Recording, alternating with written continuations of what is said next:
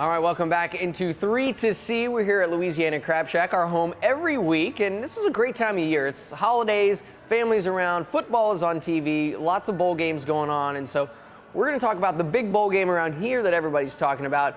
We're talking about the Sugar Bowl, Baylor and Georgia. What are you looking for in this matchup?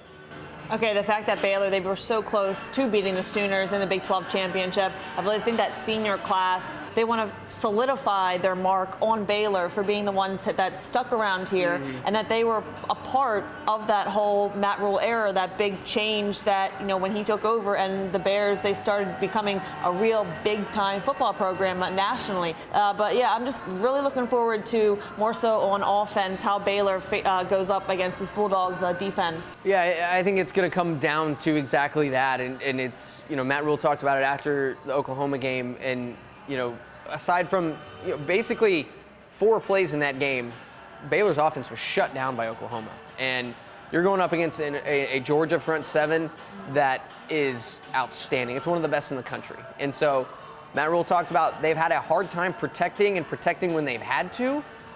That's a problem against this Georgia front seven. So I want to see if the offensive line can give the quarterbacks or open up some of those running lanes. That's one of the areas that they've been most inconsistent with this year, is that running game. They've talked about how they want to run the ball when they want to run the ball. They haven't really been able to do that when they really needed to or wanted to. And so I don't know that you're going to be able to do that against Georgia. I don't know if this is the time, but it's a bowl game. You get more time to prepare. You get more time to figure things out, and that's what I think makes this fun. I think the great part about this matchup is what I'm looking forward to is just the bare-knuckle brawl that it's going to be between these two defenses. Two of the best defenses in the country going toe-to-toe at each other in the Superdome. If Georgia can find it in their hearts to get motivated, because last year apparently they weren't motivated for the Texas game, which I think is a load and I think is ridiculous. And so I think this is going to be a lot of fun, and I'm just, like I said, looking forward to the brutality and the physicality of these defenses going at it. And, I've got I think Baylor finds a couple plays to make in the end and wins a very tight game. What would you expect? Baylor's bowl game, but anything but a very tight ball game. I think they win. What about you? I would have to agree. I think the Bears are going to win this one. It's really hard to pick against them right now. They have found ways to win in all but 2 games this whole season. Like you said, a very, very close game. Yeah, should be fun. All right. We got just kind of a grab bag this time of year. Lots of great bowl games, lots of great NFL matchups. So what's your next game you're watching out for this week? All right, the Blair Alamo Bowl with Utah and Texas.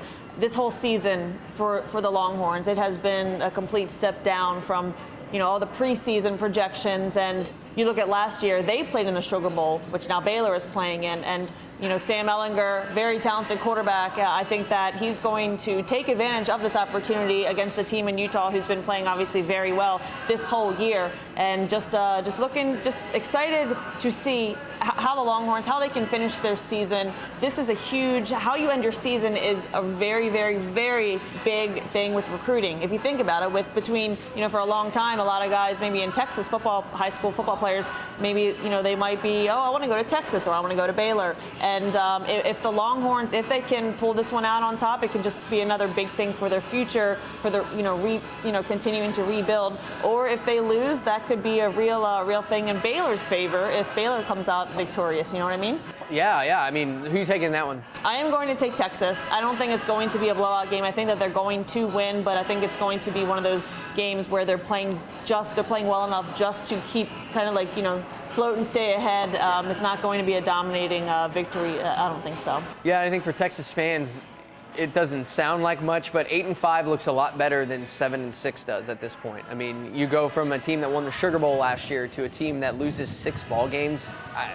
I don't think Texas fans are going to be happy with that at all. And obviously, Tom Herman is, the chopping block is rolling over there in Austin. So, yeah, I think this is a big one for the Horns, and should be. It always is. The Alamo Bowl is always a fun matchup, and always one of those lower under the radar bowls is the Big 12 and the SEC. The Texas Bowl down in Houston. Baylor was there last year.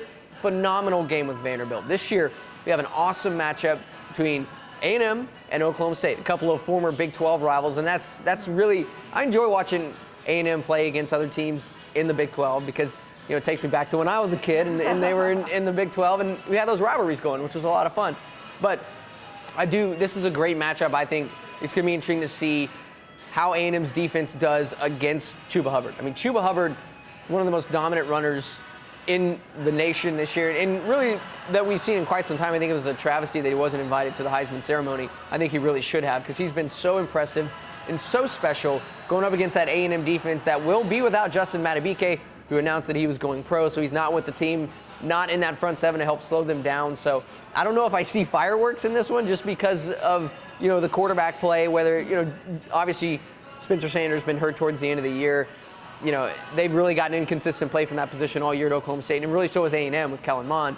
He's looked great at times, and then there's times where you're like, wait a second, what just happened there? So I don't know that it's going to be a shootout like we saw last year with Baylor and Vanderbilt, but I think it is going to be a great football game. And, I go back and forth on this one, but, I think I'm going to go with the Aggies. I think I'm going to go with, the more experienced group there. Coach Fisher, second year, getting better towards the end of the year. We saw that last year in the Gator Bowl. So, I think that I'm going to take the Aggies in this one. So, okay, I like it. Looking around at the NFL level, I'm going to go way out west. We got the Seahawks and the 49ers. This was a great game, almost tied last month or whenever that was. That, these are two very good teams, and unfortunately, they're battling, and I think both of these teams should get to play one home playoff game, but one of them's not going to be able to. And so, I think this division has been fantastic all season long. Russell Wilson has had an MVP caliber season. Maybe derailed in that Rams game, having a struggle there. But, the job that he's done and his offense going up against just the phenomenal play designs and creativity of Kyle Shanahan's offense is just so fascinating to me. The motion, the misdirection, the things that get you to try and look at to distract you from what is, sometimes just a simple draw play or a simple lead play. It's really watching those two work. Pete Carroll, the oldest coach in the league, which he does not look or act that way, and Kyle Shanahan, one of the bright, innovative young coaches in the league with that 49ers defense. I think this one is just going to be a fantastic matchup between these two. But yeah, I think the 49ers, they've been so tough all season long, and they have the complete package right now. They have the best team in the NFL. They proved it when they went down to New Orleans and beat the Saints a couple weeks ago. So going to be an exciting run to the NFL playoffs. Of course, come watch them here at Louisiana Crab Shack. Great food, tons of TVs. Check it all out. Until then, though, she's Mandy. I'm Matt. This has been 3 to C.